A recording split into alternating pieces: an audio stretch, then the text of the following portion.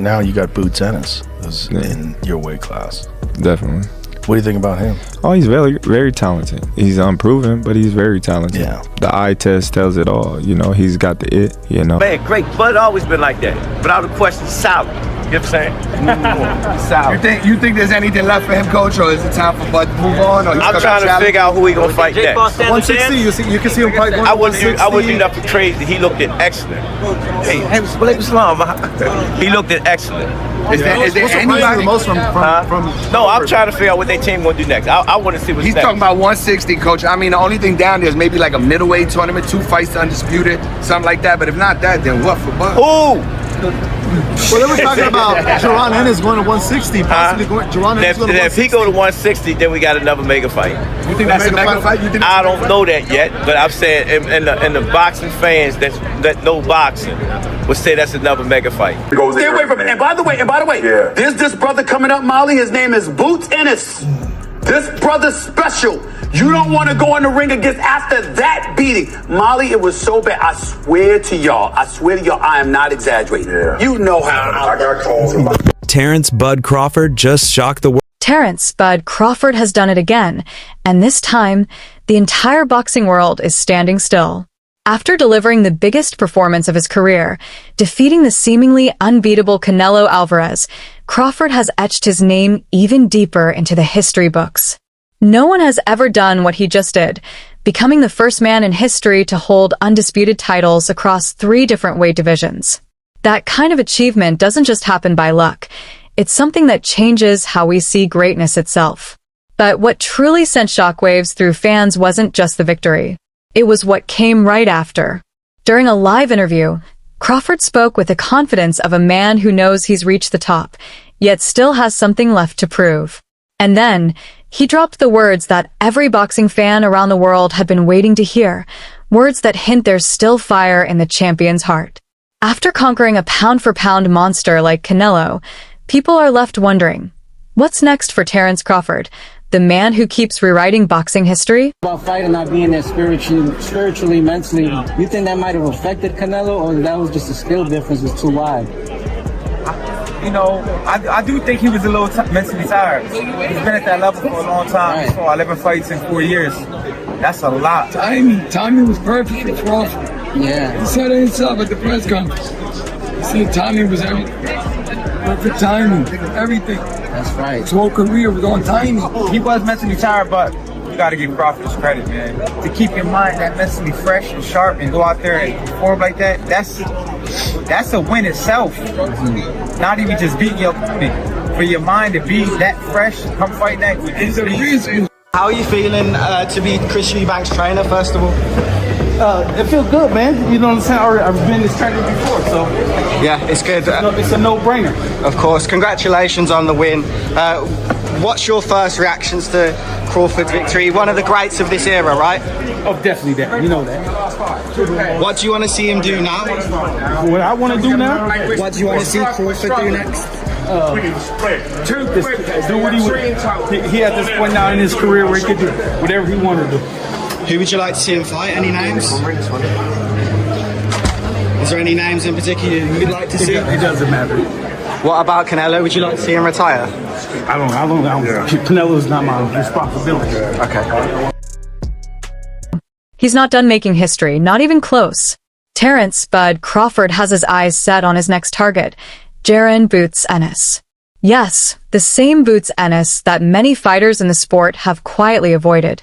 The same young champion who's built a reputation for being one of the most dangerous, explosive talents in boxing today. And now, the man already being called the greatest of all time is preparing to step into the ring with him. This isn't just another matchup, it's a collision between generations. It could be a passing of the torch moment, where youth rises to challenge legacy. Or it could be the night Crawford reminds the world that experience, skill, and heart still reign supreme. Either way, this fight has the potential to define an entire era. Let's rewind for a second. Terrence Crawford didn't just defeat Canelo Alvarez, he changed the landscape of boxing. Before that fight, critics questioned whether he could handle the jump. Could a man who built his legacy dominating at 135, 140, and 147 pounds really take on a natural 168-pound powerhouse like Canelo? Almost everyone said no. But Crawford silenced every doubt, proving that greatness isn't measured by size, it's measured by will. Now, as he sets his sights on Jaron Boots Ennis, the question isn't whether he can win. It's whether anyone can stop him at all. 160. I think Bud should do what he want to do. Are you going to the Crawford parade on Saturday? I believe I am going. Yes, I believe that I am going. I have to look at my schedule and stuff. But Crawford didn't just survive that night, he owned it. From the opening bell to the final round, he controlled every moment of the fight. Canelo, the bigger and stronger man, tried to impose his power, but Crawford's timing, precision, and composure were on another level. He wasn't just reacting, he was dictating the entire pace. Round after round, Crawford made one of the most feared fighters in boxing look ordinary. He slipped punches with ease, countered with laser accuracy, and frustrated Canelo into mistakes we'd never seen from him before. By the time the final bell rang, there was no doubt who the better man was. Crawford didn't just win a decision.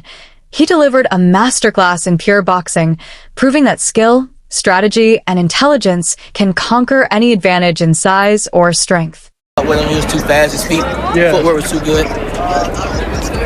Do you think the scores was right on, or do you think maybe it was a little more towards Bud? What was the scorecards? 115, 113, 116, 112. Yeah, that's about right. Yeah? I feel like Bud damn near basically went every round, so. Yeah. But yeah, that's about right. You can say that. Now, with this accomplishment, Keyshawn, is he on the Mount Rushmore of boxers? Yeah. Yes. Yeah. Yeah? 3-time undisputed. He just beat Canelo. Yeah. The face of boxing. So now you can say Bud is the face of boxing. Greatest of all time, or? Greatest of all time. Yeah. I don't feel like it can never be one great, but he definitely one of the greatest of all time for sure. That victory did more than earn him Canelo's undisputed crown. It redefined who sits at the top of the sport. With that win, Terrence "Bud" Crawford didn't just become a 3-division undisputed champion. He claimed the title of the best fighter on the planet, hands down. No asterisks, no controversy, no debate left to have. Crawford's performance erased every doubt, every criticism, every what if that had followed him throughout his career.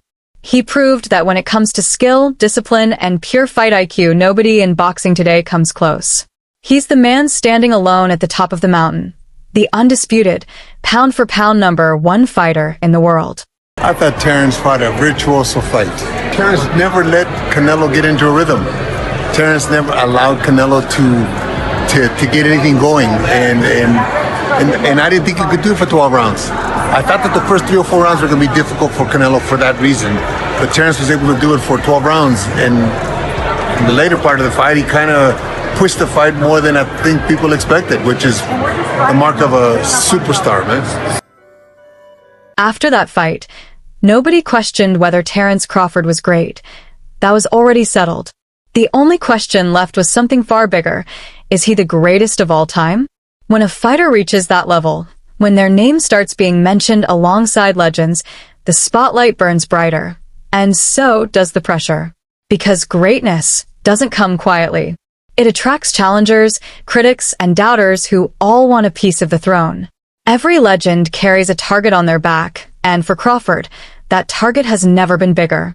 The higher he climbs, the more the world wants to see if anyone can bring him down. Against Jaron Ennis, for me, he's the best fight in American boxing. But it needs to be a payday for Crawford that would get him interested, because Crawford knows how good Boots is. And I'm not saying that Crawford thinks he's going to lose to Boots, but he knows that is a real fight. But for me, Boots is the new Crawford. We've just got to go out and get the fights to show how great he is. Fans have dreamed about this matchup for years. The master technician versus the fearless young lion.